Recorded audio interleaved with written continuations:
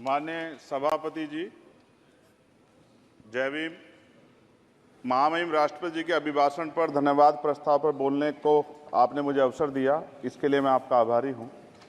सभापति महोदय, सर्वप्रथम मैं बहुजन समाज में जन्मे सभी संतों, गुरुओं, महान पुरुषों को नमन करता हूं, जिनमें महात्मा ज्योतिबा फूले, डॉक्टर बाबा साहब अम्बेडकर, मान्यवर काशीराम साहब को मैं याद भी करता हूं आज के दिन पर। साथ साथ नगीना की महान जनता और भीम आर्मी और हमारी पार्टी आज़ाद समाज पार्टी काशीराम के साथियों का भी धन्यवाद करता हूं। इसके बाद अपने कुल गुरु जगत गुरु सदगुरु रविदास जी महाराज को भी मैं नमन करता हूं, जिन्होंने दुनिया को लगभग 600 साल पहले बेगमपुरा शहर के रूप में दुनिया का सबसे महान लोकतांत्रिक दर्शन दिया। अध्यक्ष महोदय, माननीय सभापति जी, 14 अगस्त 1947 को ये देश अंग्रेजों के अधीन था। 15 अगस्त 1947 को हम लोग आज़ाद हुए। 16 अगस्त 1947 को देश आज़ादी में था, लेकिन धन धरती राजपाट में बंटवारा नहीं हुआ। जो साधन संसाधन थे उनमें बंटवारा सही रूप से न होने के कारण एक बहुत बड़ी आबादी सुविधाओं से वंचित और सम्मान से वंचित रह गई। उनको सम्मान देने के लिए और अंतिम व्यक्ति तक सुविधाएं पहुंचे, इसके लिए लोकतंत्र की व्यवस्था हुई। लेकिन आज़ादी के 70 साल बाद भी हम कहाँ खड़े हैं, इस पर ये चिंता का विषय है। मैं मानता हूं कि सामाजिक न्याय तभी होगा माननीय सभापति जी, जब जातीय जनगणना पूरी होगी और जातीय जनगणना कराई जाएगी और साथ साथ संख्या के आधार पर आरक्षण जो है वंचित वर्गों का बढ़ाया जाएगा। उसके साथ साथ जब राष्ट्रपति जी अभिभाषण पर बात रख रही थी तो उन्होंने शहरी और ग्रामीण क्षेत्रों के विकास की बात कही और ये भी कहा कि दुनिया में सबसे उत्तम शहर हमारे यहाँ बने। लेकिन माननीय सभापति जी, 70% आबादी तो गांव में निवास करती है, तो गांव की आबादी के बारे में भी सोचना होगा कि उनका जीवन कैसे बदले। माननीय सभापति जी, उच्च शैक्षणिक संस्थानों में बहुजन समाज के जो छात्र हैं उनके साथ कास्ट एट्रोसिटी हो रही है, निरंतर उनकी हत्या हो रही है। साथ साथ जो सरकारी कर्मचारी हैं दफ्तरों में, उनके साथ भी जो SC ST OBC और मुस्लिम और अन्य धार्मिक अल्पसंख्यक उनके साथ भी माननीय सभापति जी जातिगत और धार्मिक जो है शोषण किया जा रहा है। इसलिए मेरी मांग भी है कि पुरानी पेंशन को भी अध्यक्ष जी बहाल किया जाए। जो कर्मचारी देश की सेवा में लगे हैं उनका भी सम्मान होना चाहिए। साथ साथ सभापति जी, भाजपा ने चुनावी लाभ के लिए सबका साथ सबका विकास के नारे दिए जो खोखले हैं, क्योंकि 10 साल में दलित, पिछड़े, आदिवासी, मुस्लिम और अन्य धार्मिक अल्पसंख्यक जो अत्याचार हुए हैं वो किससे छिपे हुए नहीं हैं। ये गलत है, ये बंद होना चाहिए। सभापति महोदय जी, महामहिम राष्ट्रपति जी के अभिभाषण में निजी क्षेत्रों में SC ST OBC को रिजर्वेशन देने का कोई उल्लेख नहीं हुआ है, जो कि आज चर्चा का विषय, क्योंकि 98% प्राइवेट सेक्टर है, 2% सरकारी सेक्टर है, तो 98% प्राइवेट सेक्टर में भी हमारी हिस्सेदारी की बात होनी चाहिए। माननीय सभापति जी, आशा कार्यकर्ताओं, आंगनबाड़ी वर्करों, भोजन माताओं के वेतन वृद्धि पे भी कोई उल्लेख नहीं हुआ है, वो भी अभी नंगे, उन पर भी सोचना पड़ेगा। माननीय सभापति जी, जिस क्षेत्र से मैं चुन के आऊं नगीना से, वो बहुत पिछड़ा क्षेत्र है। उस क्षेत्र में कोई विशेष आर्थिक पैकेज नहीं दिया गया, रोजगार की सेवाएं नहीं है, नौजवान पलायन करता है। IIT, IIM, एम्स, केंद्रीय विद्यालय आदि शिक्षा में और चिकित्सा संस्थानों की स्थापना होनी चाहिए, जो कि नहीं है। और माननीय सभापति जी, मानसून सत्र आ गया है, मेरा क्षेत्र बाढ़ से बहुत प्रभावित है, इसलिए मैं आपसे आग्रह करूंगा कि वहां के लोगों को बाढ़ से निजात दिलाई जाए।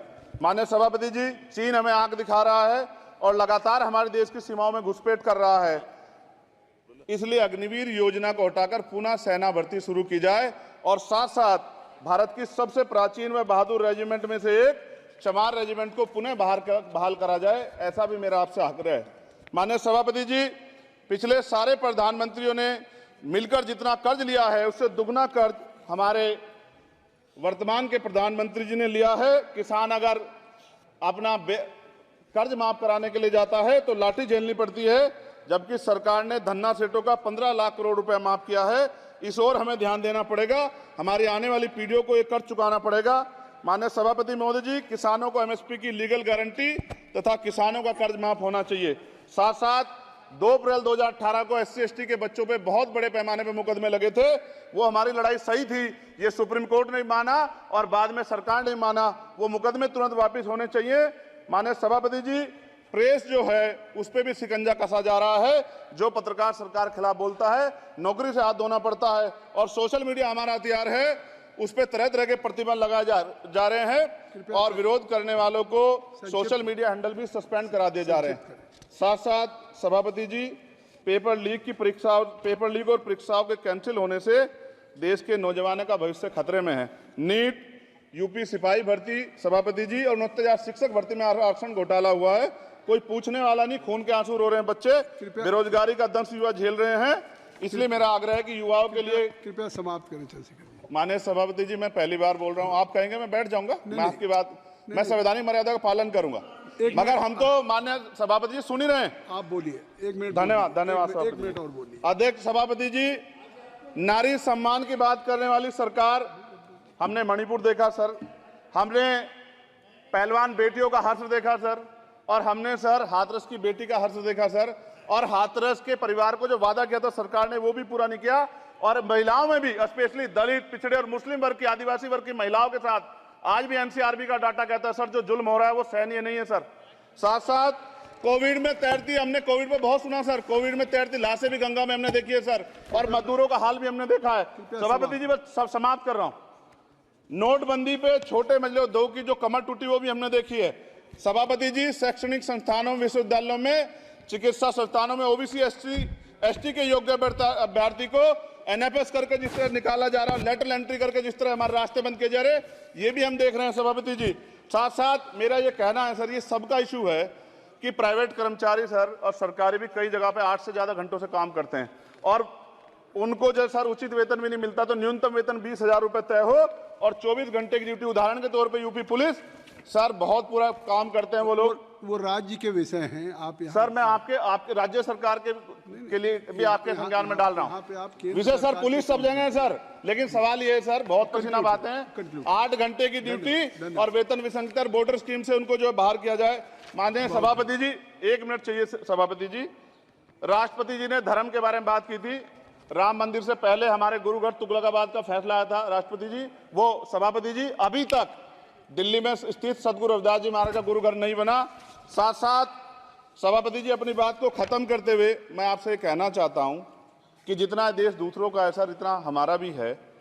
हम मरने के लिए पैदा नहीं हुए, जो चाहता है हमारी हत्या कर देता है। मूछें रखने पे, घोड़ी पे बैठने पे, मटकी छूने पे हमारी हत्या हो रही है। क्या बदला है सर 70 साल बाद भी? दलित, पिछड़े, मुसलमानों पे हिंसा नहीं रुक रही है सर। मेरा आपसे संरक्षण के साथ ये आग्रह है कि इन घटनाओं को रोका जाए, और देश किसी की बपोती नहीं है, देश संविधान से चलता है सर, और संविधान से चलेगा, संविधान छेड़खानी बर्दाश्त नहीं की जाएगी सर। धन्यवाद। श्रीमती अपराध। जय भीम, जय भारत।